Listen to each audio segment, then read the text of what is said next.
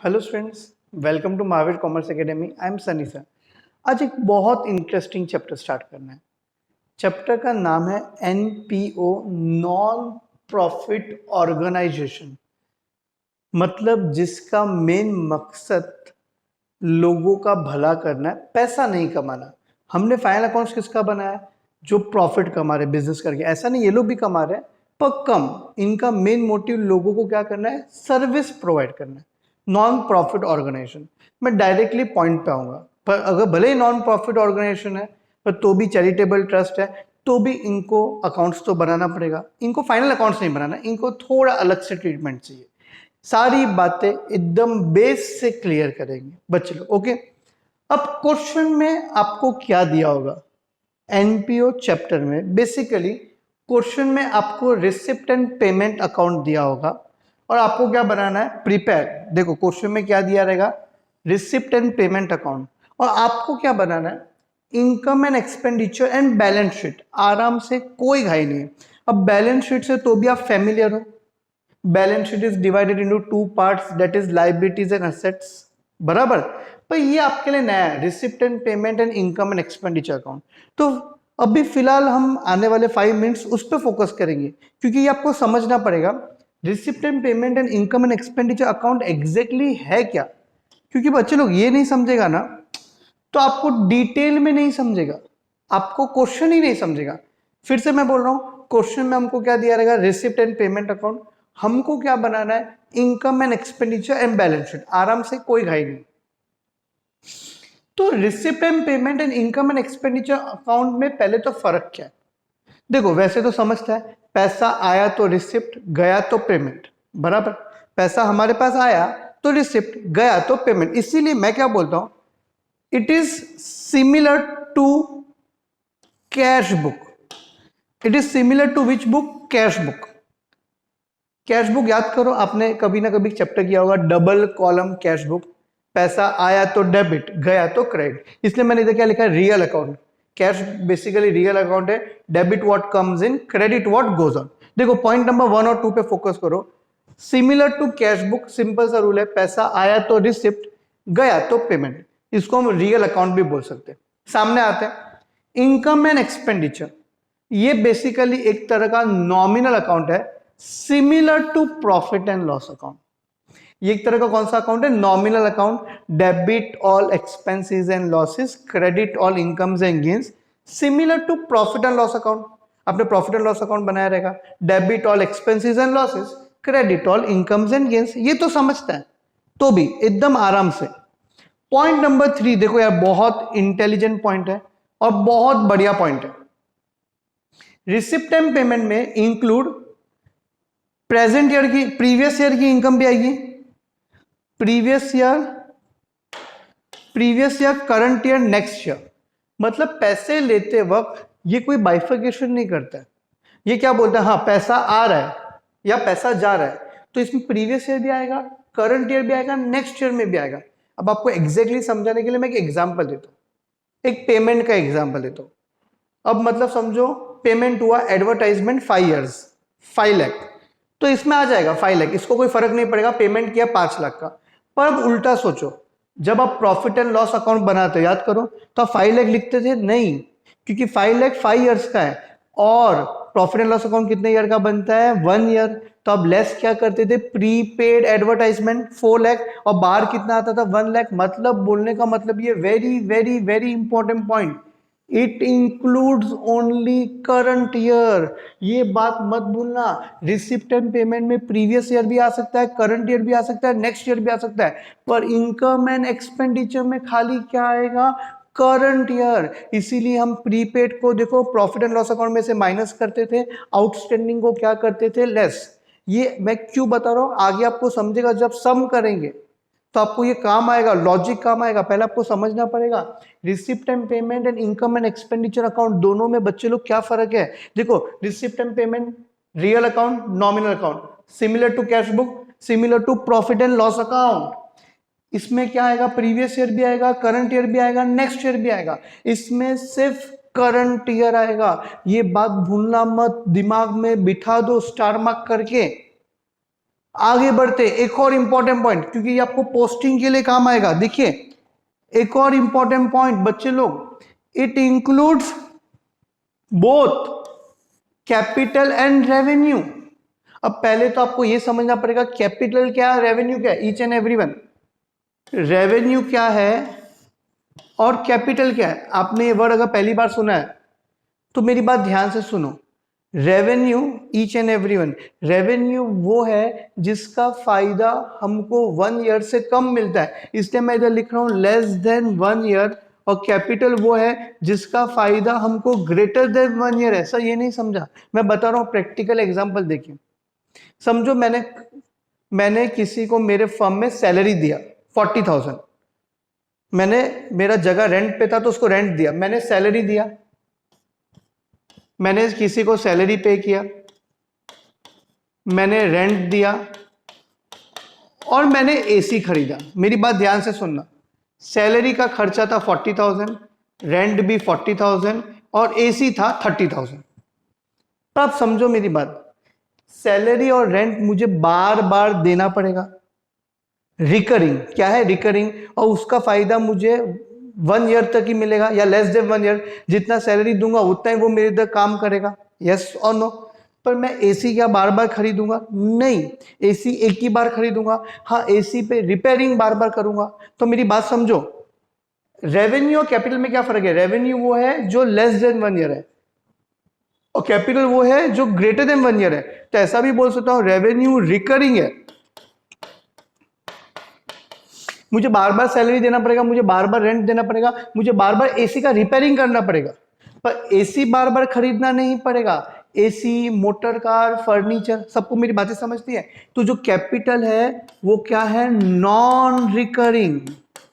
Each and everyone, revenue जो है वो क्या है? रेवेन्यू क्या है? रिकरिंग। कैपिटल क्या है? Non recurring. सबसे पहले तो आपको ये मतलब समझना पड़ेगा रेवेन्यू और कैपिटल में क्या फर्क है। रेवेन्यू जिसका फायदा लेस देन 1 ईयर है, कैपिटल जिसका फायदा मोर देन 1 ईयर है।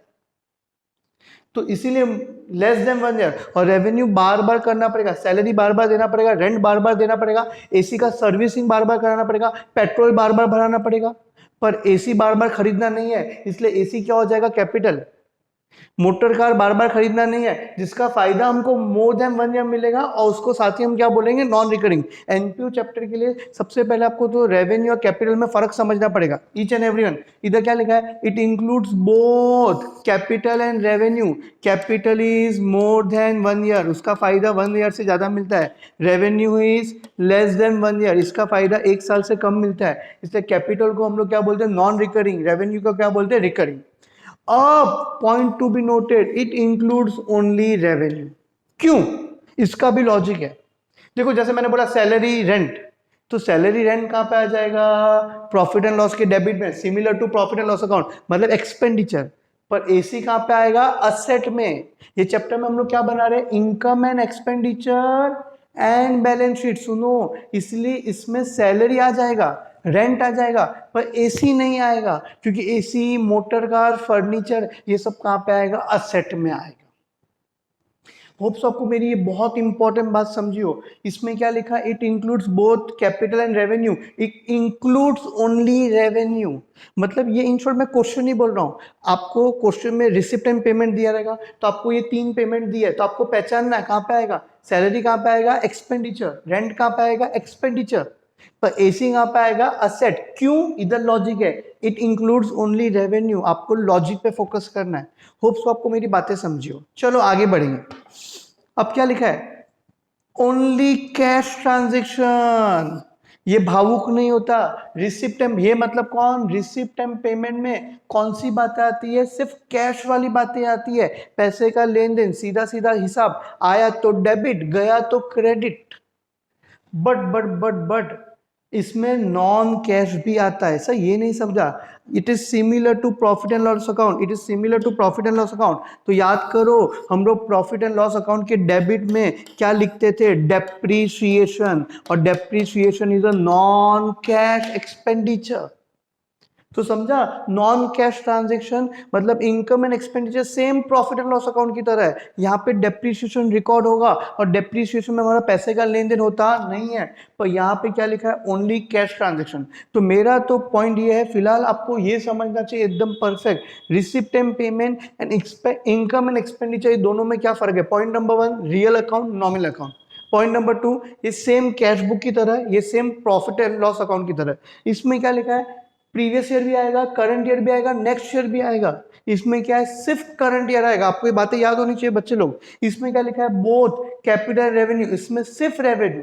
इसमें क्या लिखा है, ओनली कैश ट्रांजेक्शन। इसमें क्या लिखा है, cash and non cash transaction. आगे बढ़ेंगे, अब कंक्लूजन पे आता हूं। बच्चे लोग मेरी बात सुनो, मुद्दे की बात पे आता हूं। आपको क्वेश्चन में रिसिप्ट एंड पेमेंट दिया रहेगा, बराबर। अब आपको क्या बनाना है, income and expenditure and balance sheet. तो इनकम, एक्सपेंडिचर, बैलेंस शीट में क्या आता है, लायबिलिटी और असेट।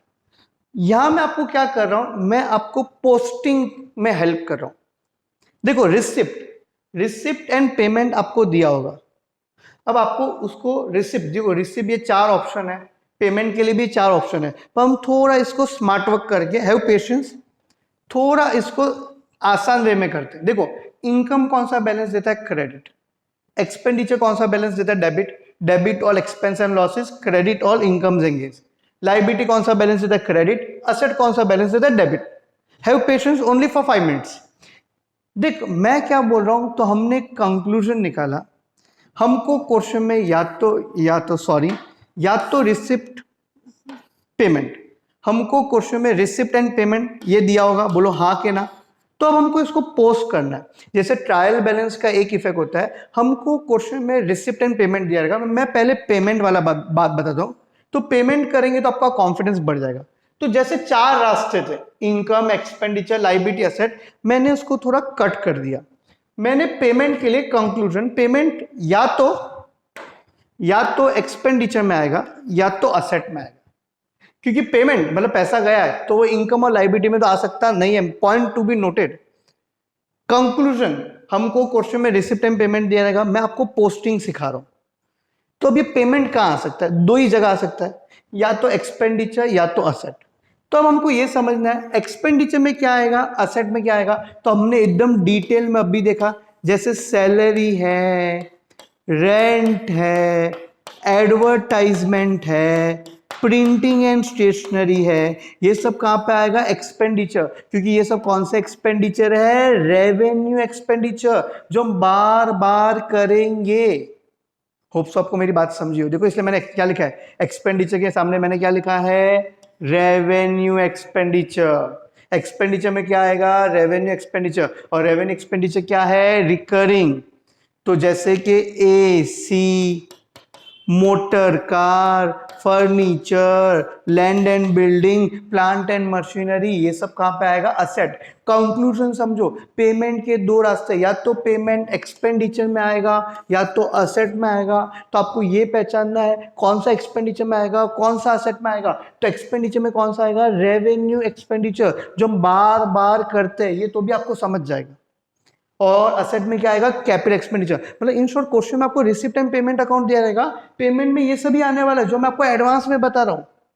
तो सम करते वक्त हमको दिक्कत नहीं आए। और वैसे ही रिसिप्ट के 2 रास्ते, या तो इनकम या तो लायबिलिटी, सेम लॉजिक लगाओ। यहाँ रेवेन्यू एक्सपेंडिचर, कैपिटल एक्सपेंडिचर, तो यहाँ क्या आएगा, रेवेन्यू रिसिप्ट, कैपिटल रिसिप्ट।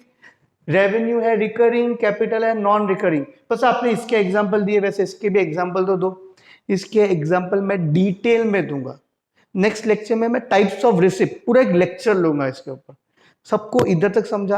देखो फिर से मैं एक बार, हमने आज क्या किया, वेरी वेरी इंपॉर्टेंट चैप्टर, इसलिए मैं बार बार बोल रहा हूं। देखो ये चैप्टर में हमको क्वेश्चन में रिसिप्ट एंड पेमेंट अकाउंट दिया होगा, हमको क्या प्रिपेयर करना है, income and expenditure and balance sheet, yes और no. Receipt and payment and income and expenditure में डिस्टिंग्विश क्या है, ये आपको एकदम क्लियर होना चाहिए, ईच एंड एवरीवन। ये कौन सा अकाउंट है, रिसिप्ट एंड पेमेंट, आप भी बोलो। रियल अकाउंट वो कौन सा अकाउंट है, नॉमिनल, बराबर। Receipt and payment similar to cash book, income and expenditure similar to profit and loss account. मेरे सर आप भी याद करो। Point number 3, receipt and payment में प्रीवियस ईयर भी आएगा, करंट ईयर भी आएगा, एडवांस ईयर भी आएगा, पर इनकम एक्सपेंडिचर में ओनली करंट ईयर आएगा। Point number 4, receipt and payment में कैपिटल और रेवेन्यू दोनों आएंगे, पर इनकम एक्सपेंडिचर में सिर्फ रेवेन्यू आएगा। आप भी ऐसा कॉन्फिडेंस बढ़ाओ, आप याद करो तो आपको भी मजा आएगा। लॉजिक से सीखो फिर याद करो, बराबर। रिसिप्ट एंड पेमेंट में last point only cash transaction, income and expenditure में कैश भी आएगा, देखो कैश भी आएगा, ईच एंड एवरीवन कैश भी आएगा, cash as well as non cash transaction. अब देखो लास्ट में मैंने क्या बताया, मेन कंक्लूजन। क्वेश्चन में रिसिप्ट एंड पेमेंट दिया रहेगा, रिसिप्ट के दो रास्ते दिमाग में बिठा दो, या तो इनकम या तो लायबिलिटी। इनकम में कौन सी इनकम आएगी, रेवेन्यू रिसीव जो रिकरिंग है, बार बार करेंगे। लायबिलिटी में कौन सी इनकम आएगी, non recurring, each and capital receive मतलब नॉन रिकरिंग जो बार बार नहीं करेंगे, उसको डिटेल में देखेंगे नेक्स्ट लेक्चर में। अब पेमेंट के दो रास्ते, या तो एक्सपेंडिचर या तो असेट। तो एक्सपेंडिचर में कौन सा आएगा, रेवेन्यू एक्सपेंडिचर। रेवेन्यू एक्सपेंडिचर क्या है, रिकरिंग। असेट कौन सा एक्सपेंडिचर है, कैपिटल एक्सपेंडिचर, वो क्या है, नॉन रिकरिंग। इसको तो हमने डिटेल में देख लिया, और इधर भी हमने देख लिया कैपिटल और रेवेन्यू। होप्स आपको अच्छे से समझा हो सके तो इन नोट्स कॉपी कर लेना, तो नेक्स्ट लेक्चर में आप लिंक कर सको। Okay, thank you very much.